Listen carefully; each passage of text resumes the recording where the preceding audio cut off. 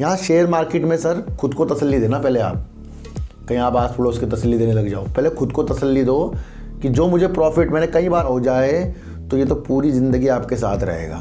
इससे जीतने का एक आसान तरीका, सबसे आसान मैंने बताया था कि अगर 100 शेयर में आपको प्रॉफिट आ रहा है, मान लो, जिनको मैं पहले से ही बता कर चल रहा हूँ कि भाई जिस तरीके से शेयर इतनी दूर दूर भाग रहे हैं वो कभी भी आपको नीचे आते हुए भी दिखाई देंगे ना, वाली दृष्टि भी आपके अंदर होनी चाहिए।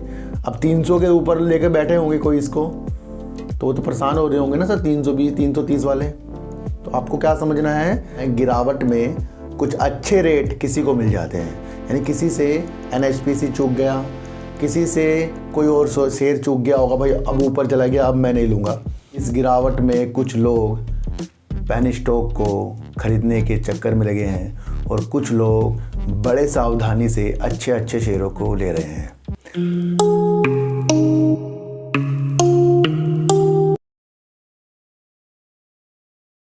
नमस्कार, मैं स्वागत करता हूं आपका अपने ही चैनल पर जिसका नाम है सार्थक बाजार से। आज बात करेंगे सर NHPC की, बात करेंगे IGL यानी कि इंद्रप्रस्थ गैस लिमिटेड की, और बात करेंगे कि जो हम वीडियो को पूरा नहीं देखते जिसकी वजह से हमें कुछ अनोखी चीज़ें देखने को मिल जाती है, यानी कि अलग अलग कमेंट देखने को मिल जाते हैं, और उसके बारे में भी आज बात करेंगे, यानी कि यस बैंक के ऊपर। और बात करेंगे सर पेटीएम की, बजाज हिंदुस्तान शुगर की, और बात करेंगे थोड़ी सी JP पावर की। इन सब की बात करने से पहले मैं आपको एक चीज़ बता दूं कि इस गिरावट में कुछ लोग पेनी स्टॉक को खरीदने के चक्कर में लगे हैं और कुछ लोग बड़े सावधानी से अच्छे अच्छे शेयरों को ले रहे हैं। आज की गिरावट होना, ये झटका किसी को भी नहीं लगना चाहिए जो मेरी वीडियो देख रहा है। उनको झटका कैसे लगेगा, जिनको मैं पहले से ही बता कर चल रहा हूँ कि भाई जिस तरीके से शेयर इतनी दूर दूर भाग रहे हैं वो कभी भी आपको नीचे आते हुए भी दिखाई देंगे। और झटका उनको भी नहीं लगना चाहिए जो RVNL को 345 में भी खरीद कर सोच रहे थे कि 600 की तरफ जाएगा। वहाँ पर भी मैंने आपको समझाया था कि इलेक्शन की रणनीतियाँ हैं, और जो शेयर पहले ही इतने भाग चुके हों फिर वो इलेक्शन जीतने के बाद जो भी सरकार आएगी तो फिर वो कितने भाग जाएंगे, तो उसकी भी रूपरेखा होती है। इसलिए थोड़ी थोड़ी चीज़ें करेक्शन होते रहते हैं, और इन करेक्शन में हमें सुनने को मिलेगा FIs चले गए यहाँ से बेचकर या फिर मुनाफा वसूली। तो इन चीज़ों को भी आपको समझना है। गिरावट में कुछ अच्छे रेट किसी को मिल जाते हैं, यानी किसी से NHPC चूक गया, किसी से कोई और शेयर चूक गया होगा, भाई अब ऊपर चला गया, अब मैं नहीं लूँगा। तो वहाँ होता क्या है, वहाँ पर हमें अच्छे रेट मिल जाते हैं, जैसे NHPC अच्छे रेट में मिल रहा है ना। इस तरीके से आपको देखना चाहिए मार्केट को। और कुछ लोग घुस जाएंगे पेनी स्टॉक पर। तो जब भी मार्केट गिरती है तो ध्यान रखिए, जब भी शेयर गिरते हैं तो आपकी प्रतिक्रिया काम के प्रति ईमानदारी से शेयरों को लेने वाली होनी चाहिए। ये नहीं कि आप आंखें बंद कर ली, सारे गिर रहे हैं, कोई सा शेयर उठा लूँगा, 10 रुपये भाग जाएगा, बेच कर निकल लूँगा। ऐसा कभी नहीं होता। इलेक्शन आते आते कई बार और गिरावट भी हो सकती है, ये मैं आपको बता दूँ। कई मौके मिल जाते हैं ऑपरेटर को। एक तो उसने आज ऊपर बेचा, अब क्या करेगा, नीचे खरीद लेगा, फिर धीरे धीरे ऊपर जाएगा, हम लॉस निकल जाएंगे नीचे बेचकर, लेकिन शेयर फिर ऊपर जाएगा, फिर वहाँ से बिकवाली हो जाएगी। इस तरीके से चीज़ें चलती रहती हैं। इसके दौरान जो अपनी चीज़ों को समझेगा कि भाई अच्छे शेयर से भी प्रॉफिट लिया जाता है। हर बार मैंने आपको कहा है ना कि अच्छे शेयरों से भी प्रॉफिट लिया जा सकता है। वो क्यों कहा है, क्योंकि NHPC भी, HFCL भी, कई ऐसे शेयर जिनको आप सोच रहे थे करोड़पति बना देगा वो भी गिर रहे हैं। सुजलोन भी गिर रहा है, ईड़ा तो लोअर सर्किट ही मारा जा रहा है, IFCI भी गिर रहा है, कई ऐसे शेयर गिर गए।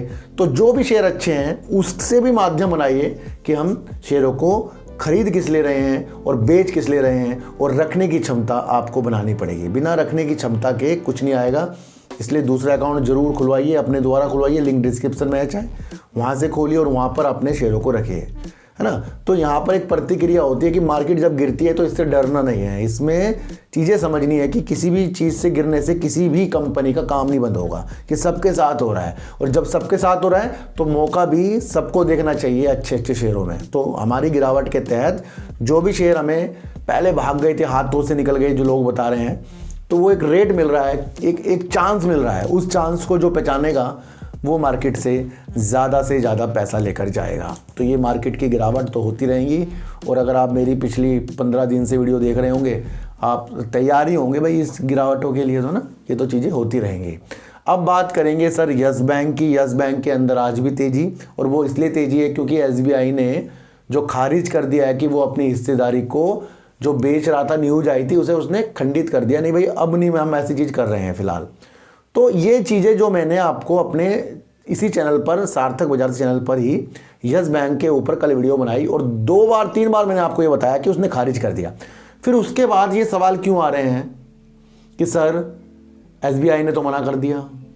फिर उसके बाद ये सवाल क्यों आ रहे हैं, सर SBI तो अपनी होल्डिंग को बेचेगा। इसका मतलब कुछ लोग पूरी वीडियो नहीं देख रहे हैं, ना समझ रहे हैं।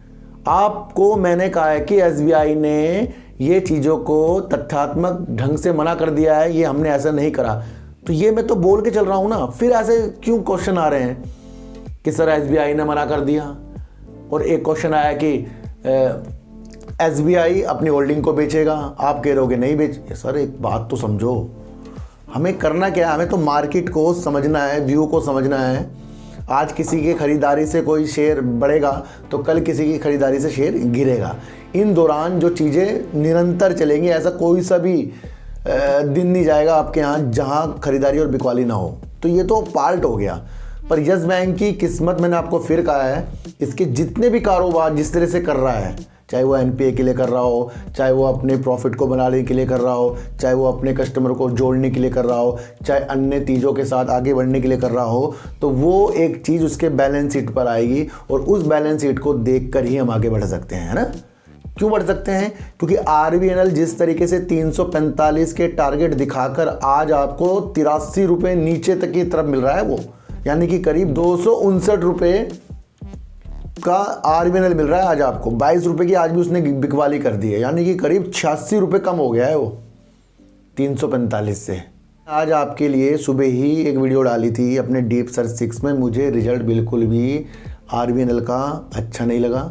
एक तो उसके अंदर जो अदर इनकम है वो भी ज़्यादा है, एक उसके अंदर साल दर साल भी उसने अपने प्रॉफिट को और अपनी सेल्स को कम किया है। ये वही कंपनी है RVNL जिसके अंदर आपने उज्ज्वलता 500-700 की देख ली थी, आज 22 रुपये गिर गया।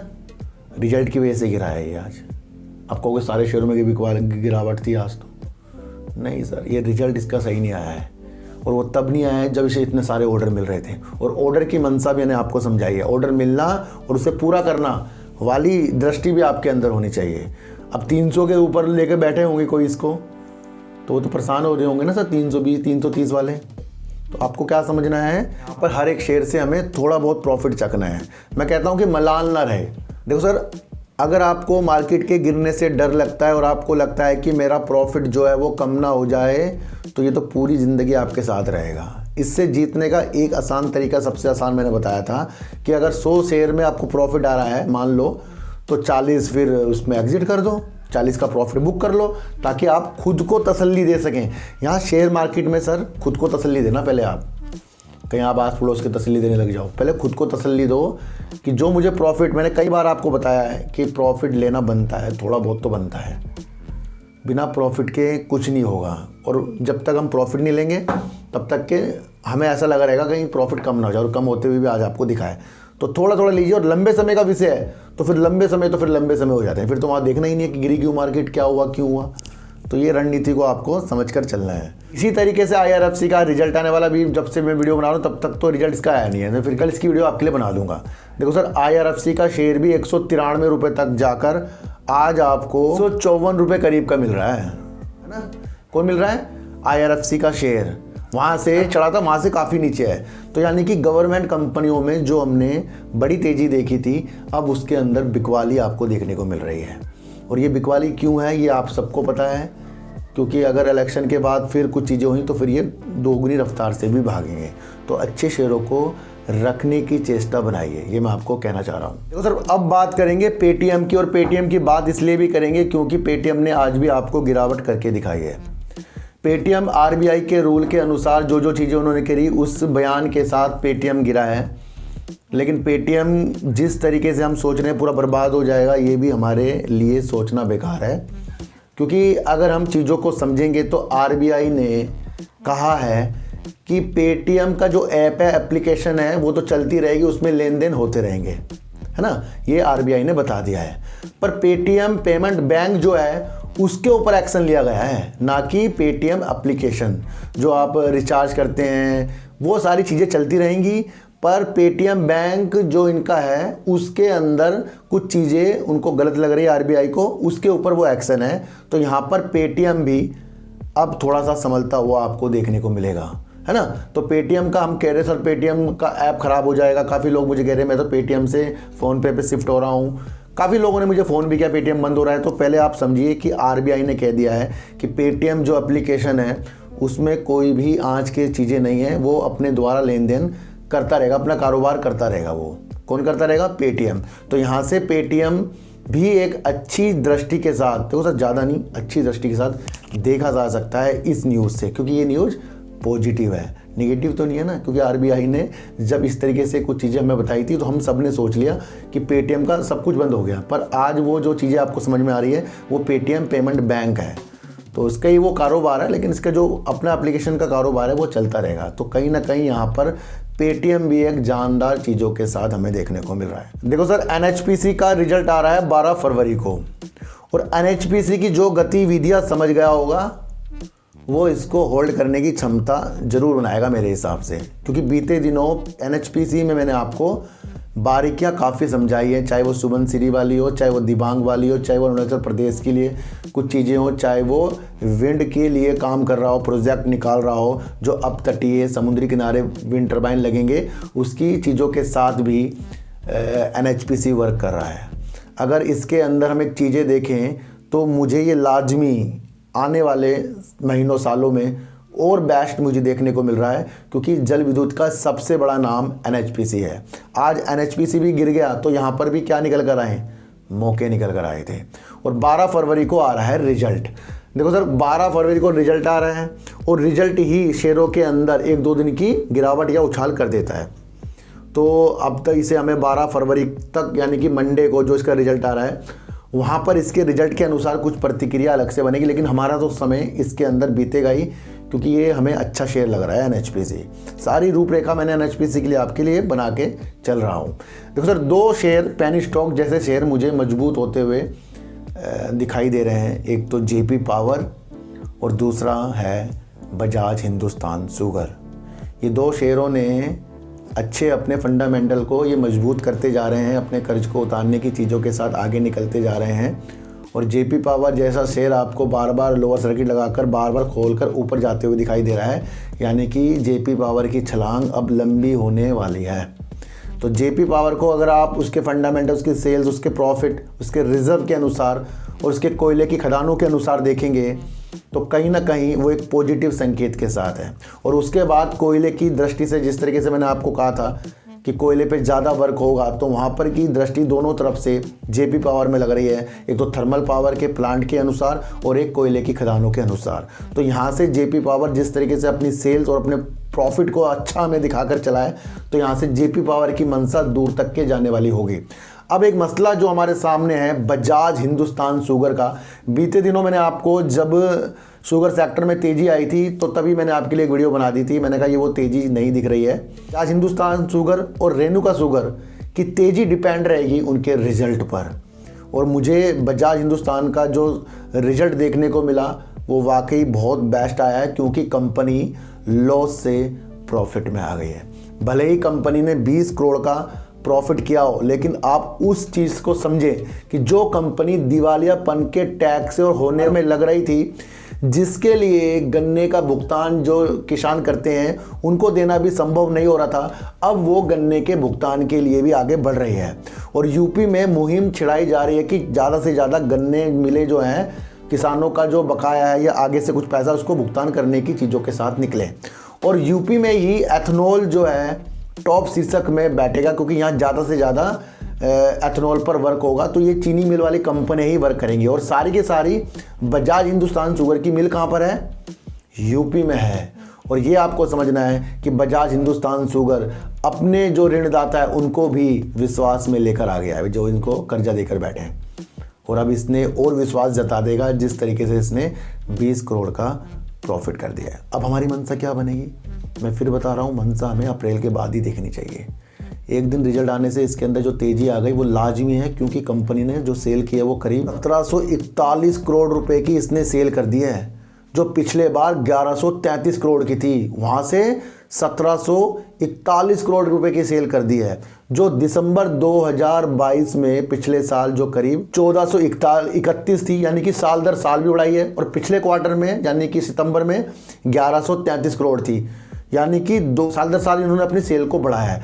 अब कंपनी जिस तरीके से हमें प्रॉफिट में आती हुई दिख गई है, अब इसके अंदर हमें और क्वार्टर में इंतजार करना पड़ेगा। पर हाँ, अब बजाज हिंदुस्तान शुगर मजबूत हो गया है, जैसे आपका जेपी पावर अपना तीसरा प्रॉफिट देकर मजबूत हुआ है, इसी तरीके से बजाज हिंदुस्तान शुगर इतने दिनों से जो लॉस कर रहा था, अब वो 20 करोड़ के प्रॉफिट में आ गया है। तो यहाँ से कंपनी की उड़ान अब चालू रहेगी, क्योंकि 1133 करोड़ का अगर सितंबर में सेल करता है, उसे इतना कितना बढ़ा दिया, जो 1741 करोड़ रुपए का इन्होंने सेल कर दिया, यानी कि अपनी चीनी की ज़्यादा उत्पादन कर रहा है और ज़्यादा से ज़्यादा ये एथेनॉल पे भी वर्क कर रहा है। तो ये आपको समझना पड़ेगा। यहाँ से दोनों शेयर मजबूत हो रहे हैं, जेपी पावर और बजाज हिंदुस्तान शुगर। अब बात करेंगे आईजीएल की, यानी कि इंद्रप्रस्थ गैस लिमिटेड की। सर क्यों इम्पोर्टेंट मुझे ये लग रहा है, देखो सर, बीते दिनों मैंने आपको कहा था कि यूपी में या फिर इंडिया में ज़्यादा से ज़्यादा जो है ना बायोगैस के प्लांट लगाए जाएंगे, और उसके लिए भूमि भी देखी जा रही है और अधिकतर उस पर काम होता जा रहा है।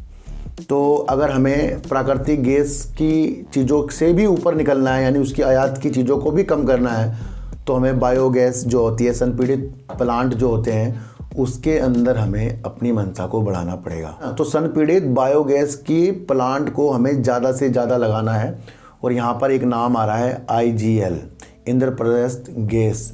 तो ये क्यों नाम आ रहा है, क्योंकि आपको पता ही है सिटी गैस वितरक है, दिल्ली में भी ये वर्क करता है, मुजफ्फरनगर में भी करता है, मेरठ में भी करता है, कई अन्य शहरों में ये अपनी गैस की डिलीवरी करता है।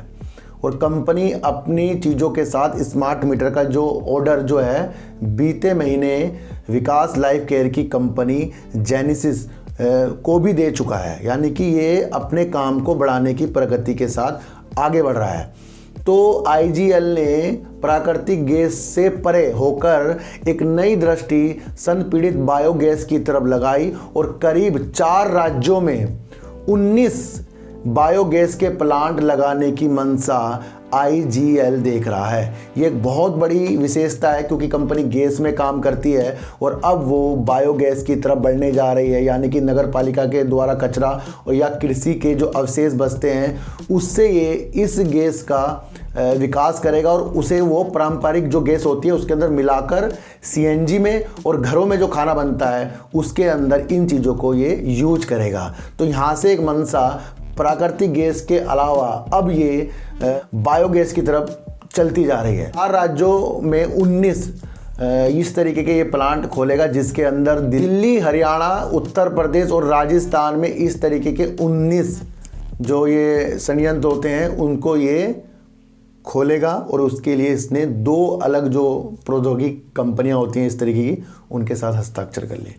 तो आपको समझना है बायोगैस यहाँ पर ज़्यादा से ज़्यादा उज्ज्वलता की ओर जा रहा है। जिस तरीके की इनकी जो मंशा है, आगे जाकर हमें अच्छे संकेत भी देखने को मिल सकते हैं। पर वही चीज़ है कि अगर जो समय समय पर हम शेयरों की पहचान करना और गिरावट में अच्छे रेट के लुत्फ़ उठाना, यानी कि मौका देखना, जब तक कि ये हमें समझ में नहीं आएगा तो कुछ भी समझ में नहीं आएगा। मैंने हर बार कहा है कि शेयर तो कोई भी ले लेगा, शेयर कोई भी बेच देगा, पर उसके अंदर संभल कर चलने वाली चीज़ें किसके अंदर है।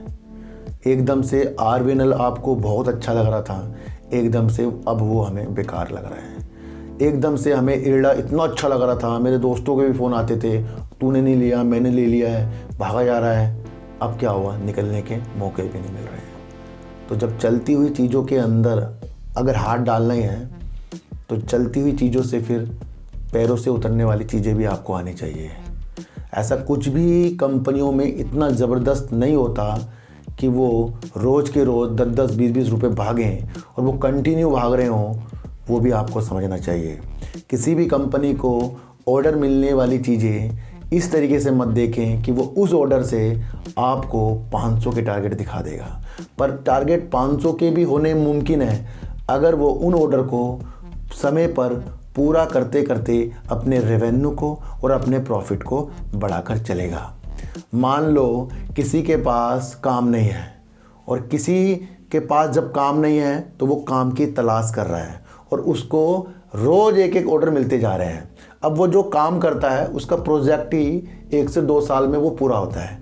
तो जब किसी कंपनी को ऑर्डर मिल रहे हैं तो वहाँ पर बाइंग तो बनती है, पर वो ये बाइंग बनती है कि जब वो उसे पूरा कर लेगा तब वहाँ पर हमें अच्छे उजाले आएंगे, है ना। तो हमें क्या देखना है कि आरबीएनएल हो, चाहे आईआरएफसी हो, चाहे सुजलॉन एनर्जी हो, इनको ऑर्डर मिलने से तो ये भागे हैं, पर आप अपने माइंड में फिर बैठाओ, क्योंकि बार बार मैं एक चीज़ बोलता हूँ कि ऑर्डर मिलना किसी भी कंपनी को मिलकर एक न्यूज़ आती है और वो न्यूज़ हमारे अंदर की भावना को जगाती है, पर उस जगाने वाली भावना को आपको लंबे समय की भावना के साथ देखना है। ये नहीं कि किसी को ऑर्डर मिलते जा रहे हैं और आप उसे खरीदे जा रहे हो। कितना ज़्यादा गवर्नमेंट कंपनियों में गिरावट के सिलसिले चल गए हैं और काफ़ी लोग ऊपर जो फंसे हैं, अब मुझे ऐसा महसूस हो रहा है कि अब वो सोच रहे होंगे कि ये हमारे साथ क्या हो गया। तो अगर आपने ख़रीदारी की है तो फिर कुछ सोच समझ के की होगी, और जब सोच समझ के किसी चीज़ की ख़रीदारी करते हैं तो फिर किसी के आगे गिरावट में टेंशन लेने वाली चीज़ों को मत बताया करो। वहाँ पर ऐसी चीज़ हो जाती है कि हम फंस गए। कैसे फंस गए, किसने फंसाया, क्यों ऐसी वीडियो हमने देख ली जहाँ से हमें ऐसा लगा कि सरकारी कंपनियाँ तौबा तोड़ जा रही है, और वहाँ पर अगर आपने ये नहीं समझा कि भाई थोड़ा प्रॉफिट तो चख लूँ, तो जब हम प्रॉफिट नहीं ले पाते तो फिर हम किसी शेयर के अंदर एंट्री करने से पहले ये भी सोचें कि वो शेयर लॉस में भी आएगा, और अगर आपको उन शेयरों के काम समझ में आ गए तो वो लॉस भी आपको चुभेगा नहीं।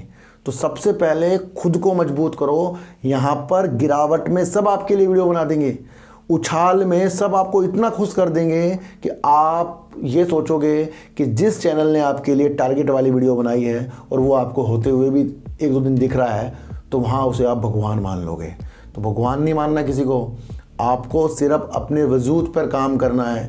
आज पेटीएम की अलग हालत जो न्यूज़ से हुई है, आरबीएनएल के रिजल्ट से हुई है, मार्केट में जो इफ़ेक्ट पड़ रहा है एफआईज के बेचने से और प्रॉफिट बुकिंग से बन रहा है, तो सारी रणनीतियों को आपको अपने द्वारा समझकर चलना पड़ेगा। तो यहाँ से आपको आईजीएल की रणनीतिक 4 राज्यों में 19 बायोगैस प्लांट लगाने वाली चीज़ें मैंने आपको बता दी। उससे पहले भी ये जिस तरीके से सिटी गैस वितरण काम करता है वो भी इसका काम बेस्ट है, ये आपको समझकर चलना पड़ेगा।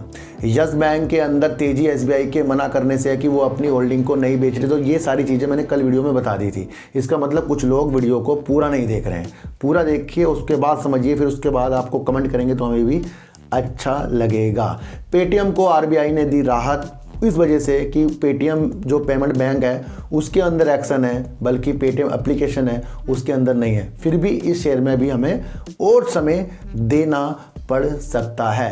एनएचपीसी की मंशा आपको देखनी है कि 12 फरवरी को इसका रिजल्ट आ रहा है, और रिजल्ट में अगर इसकी सेल कम हुई तो ये गिरेगा, और अगर इसकी सेल थोड़ी सी बढ़कर हमें देखने को मिली तो तब ये आपको अच्छे संकेत दिखाएगा। लेकिन रिजल्ट के चक्कर में इस शेयर की खूबियों को मत बोलना, है ना, तो ये आपको समझना है। बजाज हिंदुस्तान शुगर ने 1741 करोड़ की सेल और 20 करोड़ का प्रॉफिट देकर ये जता दिया कि मरने वाली कंपनी भी अगर ठान ले तो वो भी मजबूत हो सकती है। यानी कि यूपी में ज़्यादा से ज़्यादा ये काम कर रही है, और यूपी में एथनॉल की चीज़ें ज़्यादा आ रही है, इसका मतलब ये एथनॉल पे भी अच्छा वर्क कर रहा है, तभी जाके तो इतनी सेल हुई इसकी। तो वो रणनीति को भी आपको समझकर चलना पड़ेगा। और गिरावट हमेशा होगी, गिरावट से घबराना नहीं है। गिरावट में अच्छे मौके तलाश किए जाते हैं, जो रेट आपसे छूट जाते हैं वो रेट बाद में आपको मिल जाते हैं। तो यहाँ से एक सबक ले लीजिए कि शेयर कभी भी नीचे आ सकता है, तो ज़रूरी नहीं कि शेयर भागे, नीचे भी आ सकता है। तो नीचे की चीज़ें भी समझकर आपको चलनी पड़ेगी। गिरावट भी कंपनी में होती रहती है। तो सर सच्ची वीडियो देखिए, अच्छी वीडियो देखिए, समझ कर देखिए, किसी की भी बातों में आपको आना नहीं है, चाहे मैं क्यों ना हूँ। अपनी दृष्टि को इतना मजबूत कर लो कि कोई आपको चकमा दे ना सके, कोई आपको अपने लालच में फंसा ना सके। और अगर मार्केट गिर रही है तो इसके अंदर आपके व्यू क्या बन रहे हैं, सबसे ज़्यादा इंपॉर्टेंट वो है। तेजी में व्यू क्या बन रहे हैं वो इंपॉर्टेंट नहीं है, गिरावट में व्यू क्या बन रहे हैं वो इंपॉर्टेंट होगा। तो सर चीटी को आटा दीजिए, गाय को रोटी दीजिए और अपने बच्चों को ज़्यादा से ज़्यादा प्यार कीजिए, क्योंकि बच्चे ही आपकी मासूमियत से किस्मत पलटेंगे। तो फिर मिलेंगे आपसे नई वीडियो के साथ, जब तक के लिए नमस्कार।